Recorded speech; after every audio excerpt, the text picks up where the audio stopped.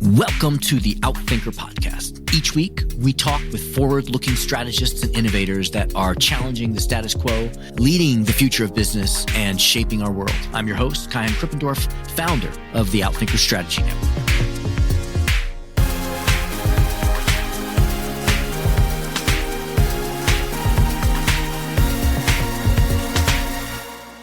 Josh Linkner is a creative troublemaker.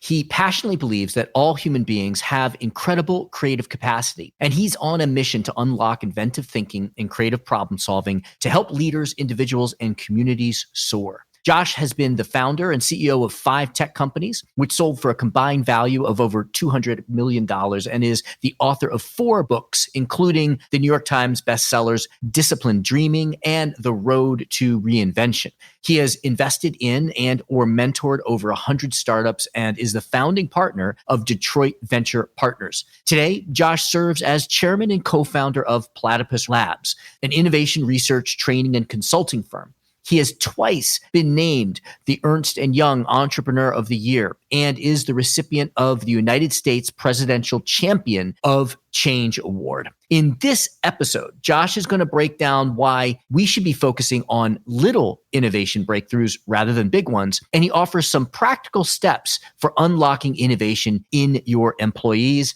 Ladies and gentlemen, Josh Linkner. Josh, thanks for being here. Likewise. Always a pleasure spending time with you. So Josh, just to get us to know you a little bit personally, I'd like you to complete this sentence for me. If you really knew me, you know that.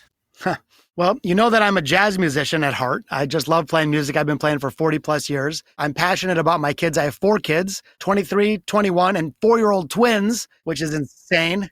But I think that what I'm probably most proud of is being somebody who leverages creativity. I don't think I'm more creative than somebody else, but I do think that I am more deliberate about harnessing and deploying creativity, and that has worked out pretty well. Interesting. Would you say that your experience and interest in jazz has somehow influenced your work? Yeah, I think that played a big role in it. I mean, certainly when you're playing jazz, you learn to take responsible risks and you learn to course correct when you screw something up, and you kind of build creative confidence along the way. Jazz is cool because it's this interactive art form where you're kind of passing the baton back and forth. Sometimes you're more in a supportive role. Other times you're more in a featured role. And I really believe it's a wonderful metaphor for business today, thinking like those small, messy, collaborative jazz combos. And yeah, I do think that that helped me develop and cultivate further creative skill, which I was able to then redeploy in other areas of life. So this is a podcast on strategy, and I ask this question of all the guests, and often the answers we get back are very different. So I'd like to ask you, what is your definition of strategy? Well, when you think of the opposite, a tactic is something that's designed to, in the short term, get something done. Whereas strategy is, if you zoom out, it's really more, what is the deliberate approach to achieving a broader desired outcome? So it's not sort of winning the battle, it's winning the war. And to me, a strategy is, again, it's sort of a deliberate game plan that is going to allow you to not only in the most efficient manner achieve the desired outcome, but also to a degree, what are you going to do when things go awry, which may often happen. By the way, just since we're chatting about that, people often have a plan B. So what happens if things go wrong? You have a plan B. I think an important part of strategy is also having a plan Z. And to me, a plan Z is what happens if everything goes right? In other words, we tend to be so conservative and we're in scarce mindset and all that. And then we say, okay, assuming that doesn't work, what's something even more conservative? And I like the notion of saying, what would happen if you just expected things to work out pretty well and you weren't going to fail and you could seize the full opportunity? What does your plan Z look like? I don't think that we should have one over the other. I think it's important to develop both.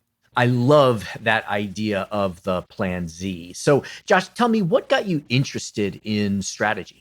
Well, I think part of it gets back to trying to build companies. I mean, I started my first company at age 20. I didn't know what the heck I was doing, but I knew I wanted to succeed. I didn't even know what success was, honestly. But when I did that, I was pretty sloppy. I mean, I managed to eke out an okay outcome, but I was bouncing around. I made a ton of mistakes. There was a lot of collateral damage. And so when I went after my second company, I said, is there a way I could do that slightly more efficiently, without leaving as big of a wake? And I think in each subsequent business, I tried to get more refined on the strategy so that I would have a better chance of achieving the outcome with less collateral damage along the way, I guess.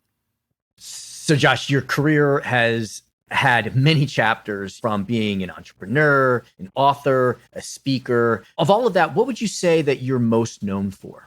I started a company in 1999 called ePrize, and we grew to be a reasonably sized company, sort of the dominant player in the interactive promotion arena, like half ad agency and half software company. But we had a pretty big footprint, even though we only had 500 people and about $100 million in revenue. We worked with 74 of the top 100 brands, and it was a very high profile thing, both here in Detroit and even on a national basis. We were kind of a leader in the field. So I think that's probably the most notable, although perhaps my work in Detroit, we've worked very hard to try to rebuild our beloved city. I was born here in the city of Detroit, and I'm very passionate about it. I've had the chance to leave many times, but always wanted to stay. And we had this crazy idea of investing in passionate tech entrepreneurs, not manufacturing, in downtown Detroit. And people told us we're crazy. Like, you can't do that in Detroit. So we did it anyway. And we've really enjoyed some great success. I'm certainly not taking credit for Detroit's turnaround. Way more important people than me doing way more important things. But we did have a couple really cool outcomes, including one company that we got off the ground that is now technically Detroit's first unicorn, which is a tech company valued at over $1 billion.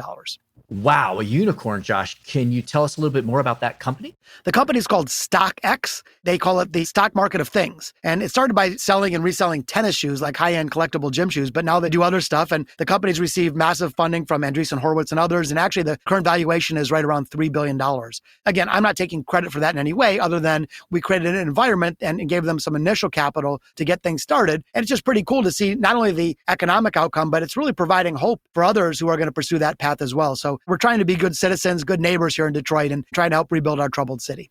So, Josh, I've certainly learned a lot from your writing. You seem to have a knack for taking a concept and wrapping it into a metaphor that's easy to learn and to apply. So tell me, what are you working on now? What is your current big idea?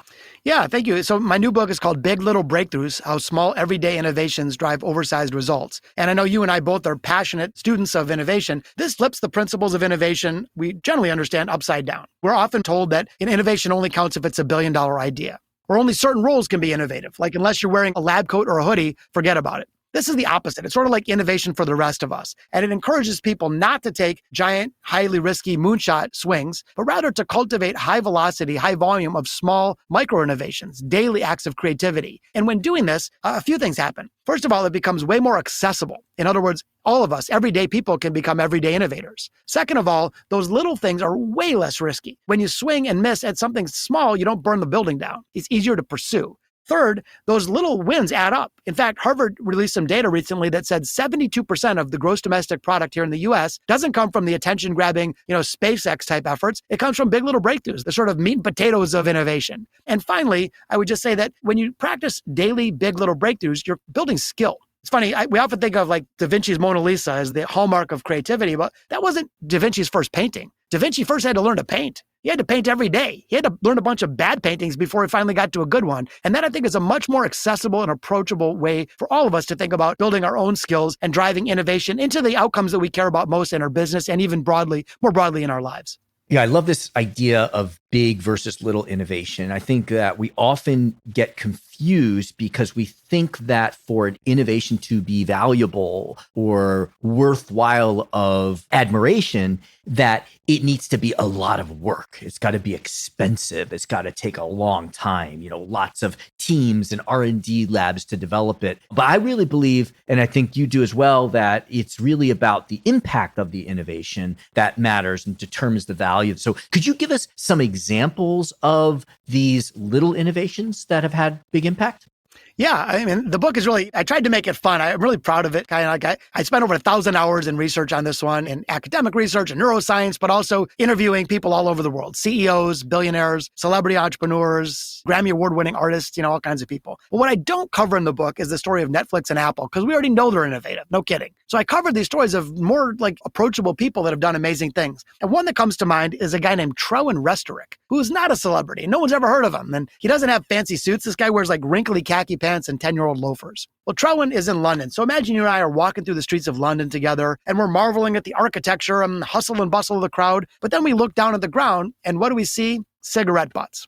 Well, cigarette butts are a big issue, not only in London, but in many major cities. They not only look terrible, but they're bad for the environment. Small animals can ingest them. Just bad all around. Millions of dollars a year trying to clean it up. Ineffective. So Trowan says, maybe I could solve this. He cared about the environment, but he's a normal dude. Like, he didn't have a big bankroll. He didn't have 30 PhDs. He didn't have a lot of resources, but he did have the thing that all of us do, which is human creativity. So here's what he invented. Imagine on our little trip, Kaihan, we walk out of a bar and we just finished our fish and chips and we're about to toss our cigarette butts on the ground, but instead we see this yellow thing sort of glowing in the backdrop. And we walk over to it and it's a metal box that's attached to a post and there's a glass front. At the top is a two-part question, like, which is your favorite food, hamburgers or pizzas? And there's a little receptacle under each one. There's a divider, basically encouraging us to vote with our butts. In other words, you put your cigarette butt underneath which is your favorite food, and you see like a real-time tally because they fall on top of the other butts, and it's like two bar charts right next to each other. So his invention is called the ballot bin. And you can customize these with any two-part questions. Your favorite sport, Trump's hair, real or fake, whatever you want. And here's what ended up happening. This was a low-tech solution. It didn't require regulatory approval. It didn't require government-issued materials, but it worked. When ballot bins are installed, they reduce cigarette litter by 80%. And Trowan went on to start a company, now has 50-some employees. They're in 27 countries, making a real dent in cigarette litter. But here's why I love this example, Kaihan. It's when we look at Elon Musk, we say good for him, but it's hard to see ourselves in that. But when we look at Trowan, who's a normal guy trying to pay his bills, who had a little creativity and solved a big problem, we say, I could have come up with that. That's within my grasp. I could see myself in that story. And that's what this book is all about, is the stories of people like Trowan who are using their own creative gifts, which we all have, to do really remarkable things. I love that example. It's inspiring. It is empowering. It's clear. It's tangible. I can see that it tells us that we don't need a big investment. We don't need a lot of technical expertise in order to solve a problem that is really meaningful. Thank you for doing that work. And I know it took you a lot of time to write the book, and we appreciate you doing that work. So you're someone that's always learning. So I'm sure that you can think of an answer to this, which is, what's something that you believed and that you've changed your mind on? Gosh, I feel like I'm learning all the time. I actually am one of those weird guys that kind of likes making a mistake, not because you like screwing something up. None of us like that. But if you got something wrong, now you learn how to get it right the next time. And so like you, I'm kind of a lifelong learner. I've learned so much from your books and work over the years as well. I think one thing that I got wrong early on is that the CEO or the person driving the creative vision should do all the creating. And then afterwards, it's just mindless execution after an initial idea is born. Truth is that it's quite the opposite. Lady Gaga, who I wrote about in the book, she said, when I write a song, it's about 15 minutes of me sort of vomiting raw ideas onto the page that are terrible. And then it could take 2 years in the revision process of fine-tuning and polishing those up. And it reminds me of a great quote: what is the one thing that all wonderful authors have in common? And the answer is lousy first drafts. So I think my learning here that I'm sharing is that it's neither one person nor one idea that creates true innovation. It's by leveraging the creative abilities of an entire organization, coupled with the notion that we can be creative, not just in the initial thinking of a new concept, but in the execution process. There's like 1,000 micro innovations that follow a big idea in order for it to come to life. Well, you are certainly preaching to the choir here. I believe passionately that we need to enable employees to innovate, and that great leaders create that context, as you say, to free people to innovate. So can you give us some practical tips or ideas on what we can do to empower greater employee-led innovation? Yeah, I think as leaders, because I know we have a lot of leaders listening, it's critical for us to create the conditions that foster creativity. If you think about like a greenhouse, those are the optimal conditions for plants to grow. We as leaders probably need to be thinking about creating a greenhouse to nurture and grow the creative capacity of our team. And that can be done certainly through physical things, but more importantly through rituals and rewards. Back to Trowan, who I was just chatting about, I asked him, now that you've got this 50-person team, like, how do you keep people taking responsible risks and staying creative? He has a fun ritual. He calls it F Up Fridays. Well, he says the whole word, but I'll be PG for today. But F Up Fridays, he brings the whole 50-some person team together. They have a brown bag lunch and they go around the room one by one. Each person stands up and shares what did they F up the last week and what did they learn from it, until they get to someone who didn't F something up and they're like, well, why not? What are you going to do next week? And so it's not so much about acquiring talent that is creative wizardry, but it's more about creating the optimal conditions that fosters the spirit of imagination that sort of includes creative problem solving and inventive thinking as part of the gig and providing the scaffolding that supports the process. And I just think that as leaders who are thinking about strategy, if we can tap into this natural resource of human creativity, which is free and renewable and doesn't pollute the planet, and we have right now inside our organizations, I think we liberate growth, we liberate sustainable success, and gain competitive advantage all at once. Well, Josh, I have a whole list of questions to ask. Seems like every time you give an answer, it pops 3 new questions into my mind. But unfortunately, this is coming up on the time that we have with you. So could you just take us out and tell us what we should take away from this discussion? Truly my pleasure. And thanks for your continued leadership in the field as well. One last thought. If anyone's interested, I certainly would love for you to buy the book. But even if you don't, check out biglittlebreakthroughs.com. The reason is there's a whole bunch of free goodies there. There's a free assessment tool. You can sort of step on the scales and see where you weigh in and where you might want to work on. There's downloadable worksheets. There's a whole toolkit. So again, if you want to buy the book, great. I'm not trying to give you a sales pitch, but there's a bunch of free resources there that I think will be helpful as normal people think about taking on the challenge of becoming more creative. And I'll just say one last thing. Don't worry about coming up with 1,000% upgrade. Go for a 5% upgrade. Seriously, 5% feels within the grasp of all of us, but a 5% upgrade is a high leverage activity in that it can yield a disproportionately large set of outcomes. So in other words, 5% more creativity might yield 100% revenue growth or might yield 50% more efficiency in a manufacturing process. So I strongly encourage people to use new technology to upgrade their creativity. And ultimately, I think you're going to enjoy the results. Thank you to our guests. Thank you to our producers, Karina Reyes and Zach Ness, our editor, and the rest of the team. If you like what you heard, please follow, download, and subscribe. I'm your host, Kaihan Krippendorf. Thank you for listening. We'll catch you next week with another episode of Outthinkers.